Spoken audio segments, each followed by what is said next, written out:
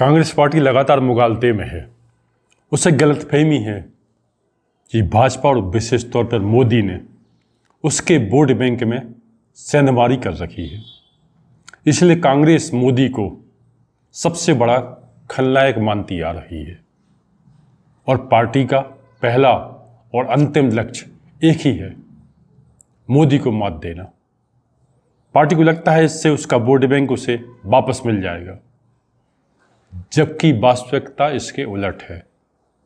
जिन दलों या नेताओं ने कांग्रेस के वोट बैंक पर डाका डाल रखा है, उन्हीं के दरवाजों पर कांग्रेस हाथ बांधे खड़ी है, इस उम्मीद में कि उनके आश्रय से उसे अपना वोट बैंक वापस मिल जाएगा। एक तरीके से भक्षक को ही वो अपना रक्षक मान बैठी है। डब्ल्यू के इस अध्याय में आपका स्वागत है। आपसे अनुरोध है कि आप चैनल को सब्सक्राइब करें। हमें अपने सब्सक्राइबर्स की संख्या 25,000 तक पहुंचाना है, जिसमें आपका सहयोग अपेक्षित है। इसे संयोग कहें या प्रयोग, लोकसभा चुनाव 7 चरणों में संपन्न होना है। 2 चरण हो चुके हैं, 5 चरण अभी बाकी हैं। दिल्ली में 6वें चरण यानी 25 मई को और पंजाब में अंतिम चरण 1 जून को वोटिंग होना है। इन क्षेत्रों में पार्टियों को अपनी रणनीति बनाने के लिए पर्याप्त समय मिल रहा है। क्षेत्र के मतदाताओं के पास भी ऐसे विकल्प रहेंगे। आम आदमी पार्टी की राजनीति की शुरुआत दिल्ली से हुई। पार्टी जब अपनी जड़ें जमाने में जुटी थी, तब केंद्र और दिल्ली में कांग्रेस की सरकारें थीं। आप पार्टी के फोकस में कांग्रेस थी, भाजपा दूर दूर तक कहीं नहीं। भाजपा का यही फोकस था, कांग्रेस उसके निशाने पर थी। भाजपा अपनी स्थापना से पहले से ही एक खास वर्ग तक अपनी पकड़ बनाए रखते हुए आ रही थी। उसके वोट बैंक में ज़्यादातर सवर्ण और पिछड़े और कुछ दलित वर्ग के लोग हुआ करते थे। कांग्रेस के पास मुस्लिम, दलित, कुछ सामान्य और पिछड़े वर्ग के लोग होते थे। दिल्ली में आम आदमी पार्टी की शुरुआत 2013 के विधानसभा चुनाव में हुई। उसे 28 सीटों पर जीत मिली। कांग्रेस के 8 विधायक जीते। आप और कांग्रेस पार्टी ने मिलकर दिल्ली में सरकार बनाई। मुख्यमंत्री बने अरविंद केजरीवाल।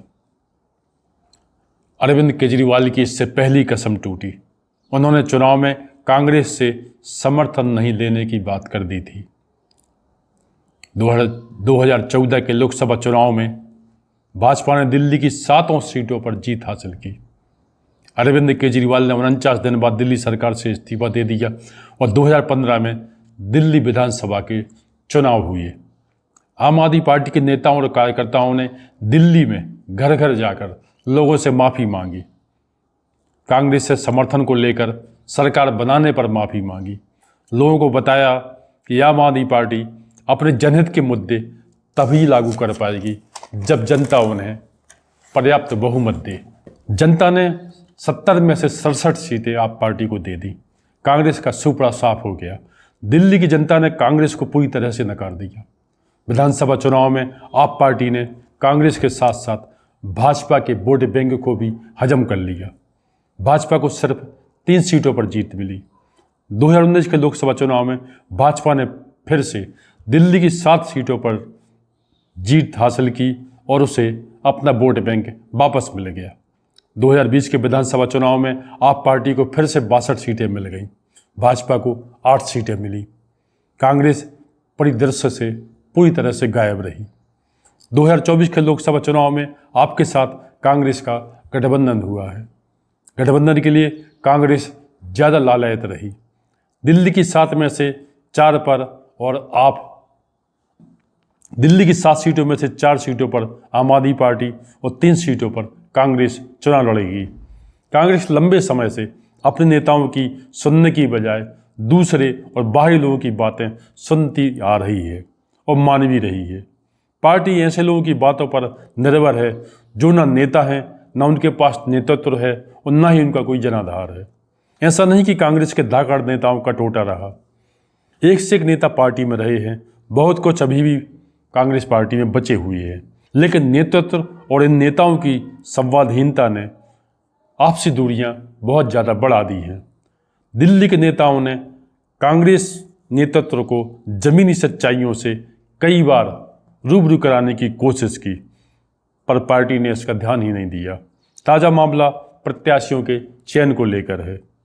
पार्टी ने दिल्ली के दो लोकसभा क्षेत्रों में कन्हैया कुमार और उदित राज को अपना प्रत्याशी बनाया है। यहाँ पार्टी जैसे इस भ्रम का शिकार हो गई जिसमें कहा गया कि कांग्रेस पार्टी के पास चुनाव लड़ने के लिए उम्मीदवारों का टोटा है, जबकि दिल्ली के कई नेता अपनी दावेदारी जताते रह गए जो जमीन और जनाधार से जुड़े माने जाते हैं। दिल्ली में आम आदमी पार्टी के कथित भ्रष्टाचार और केंद्र की 10 साल की मोदी सरकार की एंटी इनकम्बेंसी को लेकर कांग्रेस के नेता उत्साहित थे। वो आप पार्टी से गठबंधन के खिलाफ थे। भ्रष्टाचार के आरोप में दिल्ली के मुख्यमंत्री अरविंद केजरीवाल जेल में हैं। दिल्ली के स्थानीय कांग्रेस नेताओं की उम्मीदें जगी। उन्हें लगने लगा कि चुनाव में कांग्रेस अकेले लड़े तो उसे अपनी खोई जमीन वापस मिल सकती है, उसका वोट प्रतिशत बढ़ सकता है। कांग्रेस ने आप पार्टी से गठबंधन करके फिर प्रत्याशियों के चयन से सब जैसे गुड़गोबर कर दिया। दिल्ली में 1500 सिखों ने भाजपा की सदस्यता ग्रहण की।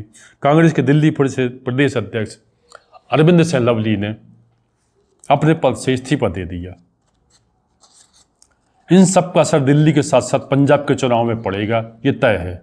आम आदमी पार्टी कांग्रेस के वोट बैंक हड़प कर अस्तित्व में आई है, लेकिन मोदी को हराने के भ्रम में भटक रही कांग्रेस मोदी के मायाजाल में और उलझती दिख रही है। भारत में भाजपा एक नंबर पर है, कांग्रेस दूसरे नंबर की पार्टी है। उसे ये दूसरे नंबर पे होने का दर्जा प्राप्त है। हालात देखकर लगता है मोदी का मैजिक कांग्रेस को दूसरे दर्जे की पार्टी से हटाकर और नीचे ले जाना चाहता है। कांग्रेस को अपने पराये का बोध नहीं है। कांग्रेस के साथ आप सहित जितने भी क्षेत्रीय दल हैं उनमें से लगभग सभी अपने विधानसभा चुनाव की रणनीति पर काम कर रहे हैं। लोकसभा उनके लिए सिर्फ इतना है कि शायद बिल्ली के भाग्य से छींका टूट जाए। जिन्हें टूटता नहीं दिखा वो बाहर हो गए, जो हैं अब वो इसी उम्मीद में हैं। ये सभी दल कांग्रेस को हटाकर अस्तित्व में आए हैं। इनका जो वोट बैंक आज है वो कभी कांग्रेस का हुआ करता था। कांग्रेस इस भ्रमजाल से क्या कभी निकल पाएगी, ये सभी के लिए एक यच्छ प्रश्न बना हुआ है। तो आज के लिए इतना ही। आपसे अनुरोध है कि आप अपने विचारों से कमेंट बॉक्स में हमें अवगत कराएं।